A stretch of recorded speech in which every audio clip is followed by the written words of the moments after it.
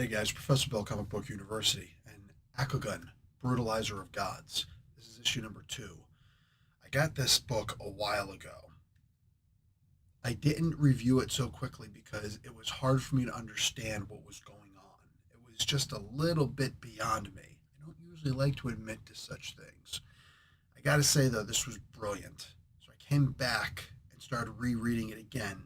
And by rereading it, I've sat here for the past half hour and I read the comic book 4 times, back, from cover to cover, and I'm still trying to grasp exactly what I'm trying to look at because there's so much here. There's more than I think, hopefully, we were able to glean from issues number 1 and 2.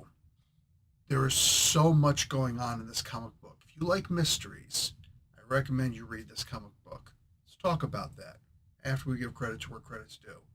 Mariwa Ayodele is the writer. Everybody knows I'm going to butcher these names, right? They know I'm going to butcher their names. And they're still going to be like, no, it's cool, Bill. That's cool. Anyway, Doton Akande is the artist. D. Cunif, that's an easy enough one for me. And Hassan Osman Alahal. I might be brutalizing that one, but I don't think that's a completely Arabic name. Anyway, I've seen Hassan several times in letters before. I think enough of us are familiar with D. Cunif, but the Marewa and Doton team are the ones that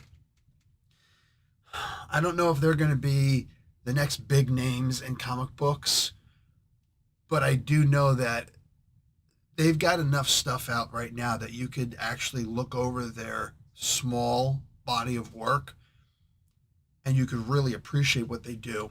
They most recently did an Iron Man miniseries. I think it was like 5 issues, if I remember correctly. And I remember reading through it and I'm like, okay, cool. But with so many people having eyes on the book, I know at one point somebody on Twitter mentioned, whoa, is this what I think I'm seeing? Am I seeing a wedding ring on Tony's ring finger? And I thought that was such a brilliant observation because I didn't notice it. I remember just reading the book and thinking, oh, okay, cool. This is great. Wow, I love this. Oh my God, this is fantastic. I wish more people could write like this. You know what I'm saying? Like, this is really in detail. And by looking at the comic book as though I would look at just anybody's comic book, I remember thinking to myself, I I think I'm not doing myself justice by looking at this just with a regular reviewer's eye instead of actually reading this the way that I feel it was meant to be read. You really look at it. You really take your time with the comic book. You go back and this is something that hasn't been done in comic books for a very long time. You reread the comic book. I haven't come across a comic book that I have felt the need to reread because there was something there that I missed because it was so detailed and so awesome. The best I would get would be something as simple as a Defenders comic book. What the heck is the name of the guy who did it? Famous dude, especially famous at the time.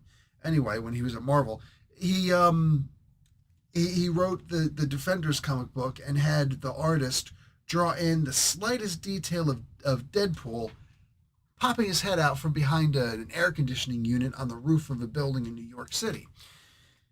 And I remember I spotted it. I was just like, what the hell? I'm looking. I was like, oh, son of a gun. Back when I used to have physical comic books all the time.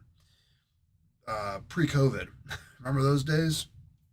And I was like, is that supposed to be an Easter egg? That's interesting.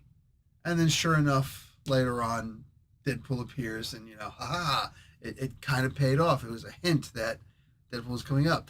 I thought that was brilliant. I thought, this is as good as it gets in comic books nowadays. Somebody, just a little Easter egg. You blink and you miss it, or you don't pay attention and you miss it, and nobody's ever going to say anything about it ever again. I love that just that little stupid detail there was a little hint for something to come. And that's the best I've gotten in comic books since I was a kid, right? A teenager at best. I know I bring up the Jim Shooter days, but you look at the frickin' Jim Shooter days. The original Spider-Man versus Superman versus Spider-Man, whatever.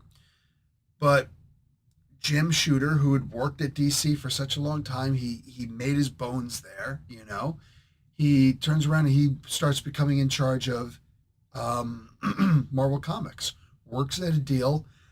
I think it was with was it with Mort Weisinger? I forget who it was who was in charge of DC at the time, which would have been interesting because Mort was actually the guy who taught Jim to be one so brutal in the things that he says and does, so honest, but also he's the guy who you know whatever. Anyway, he taught Jim everything that he knew about comic books, right? And then he learned more as time went on his own.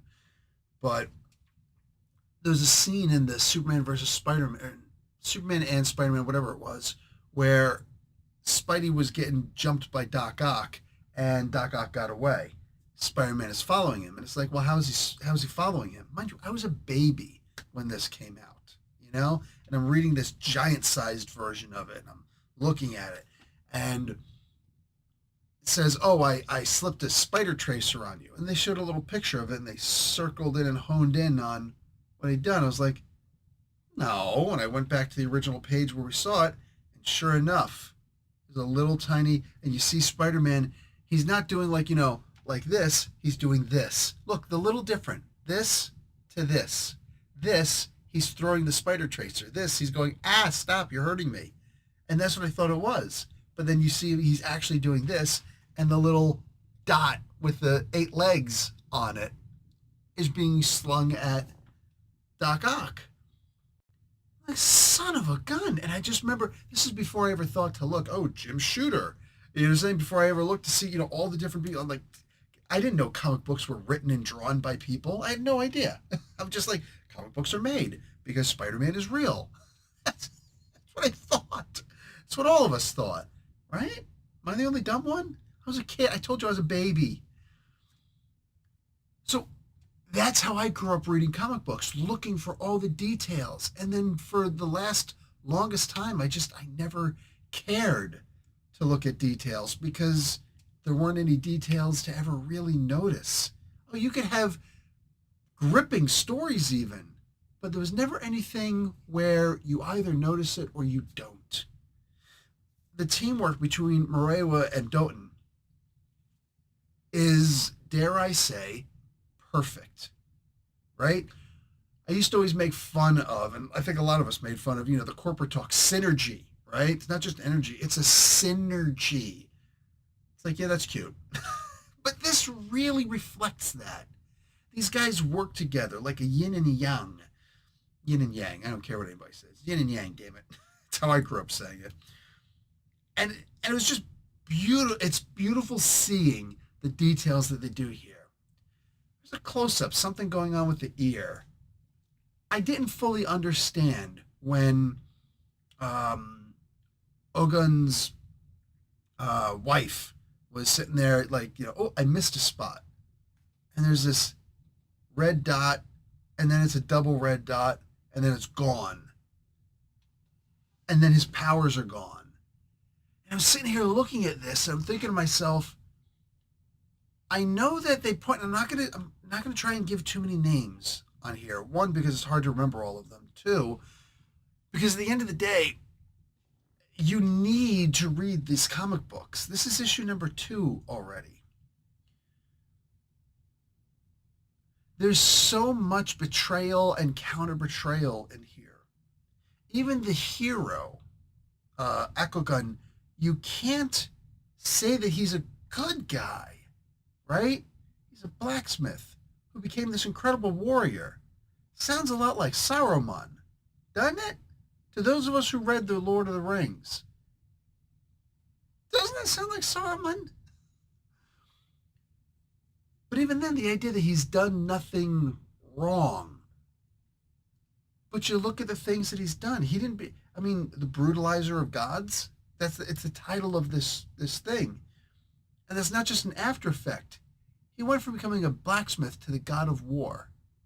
That didn't happen by accident. That was very intentional. And then some other guy comes along, beats the crap out of him. A guy who he had just beaten up not too long ago. Now suddenly he's able to beat the crap out of Akogun. Ogun at the time. He's like, I'm going to take your title, take your lands, I'm going to bang your wife. You don't deserve any of this stuff, but I'm going to do it anyway because I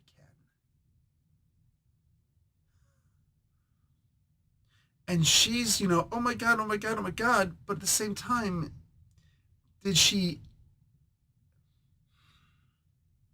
So hard to understand how he lost some of his powers on this. She gives suggestions. She even says delay the fight. But of course, he's not going to. Like I said, he just beat this guy up not too long ago. All of everything that's going around, hey, this god, he's kicking butt, he's taking names. How did this arrow, this mortal arrow, pierce him? And then you get to the end of the comic book. And it's like, you have to go back and reread it. Multiple times. You have to pull out issue 1 and realize, what did I miss in these? Guys, if you just want to read some mindless comic book, don't get this comic book. Don't subscribe to this series. Don't read this stuff. All right, there's no need. It's pointless. It's pointless. But if you want to read the way that comic books used to be made, if you want to look at a comic book the way that I remember looking at comic books when I was younger, where you would search over every detail, you would realize the difference between, just in body language, of good artists. The difference between hand gestures. If you want to experience the way that comic books, not the way necessarily they were meant to be done, but something that they can do with comic books that you can't do in a regular book, a novel, anything, even in a movie. A comic book focuses on only the best scenes. Again, with Shooter, he'll point out. With when Superman is going to stand up and address somebody and then sit down. In a movie, you get when he's, in a comic book, you get when he's standing and he's looking, his best, and when he's sitting and looking at his best, looking his best. In a movie, you get when he's standing, when he's sitting, and everything in between. When he's sticking out his butt and not necessarily looking his best, right? You get that stuff in between also. Stuff that I never would have really considered. But some people are just geniuses at the way they look at things, at certain things. Some people wouldn't necessarily compare William Shakespeare with Albert Einstein, but they were both geniuses. One looked at physics, the other looked at literature, the English language as well. It's amazing to look at things and to realize the genius that some people have. And the way that I'm looking at Marewa and Doten on here, this team, it really strikes me as the way that Jim Shooter used to write and draw and lord over through editor-in-chief status comic books. And I miss those days. I miss those feelings of picking up a comic book and saying, this is one you got to be on your guard with. Spot the stuff before they point it out. They might not point it out. Spot the stuff. Read the story in between the lines. And that's this team. These two are the lines. Now read what's in between. That actually looked sick. But nonetheless, guys, enjoy the video. Like the video. Watch an ad. And get this comic book. Professor Bill, Comic Book University.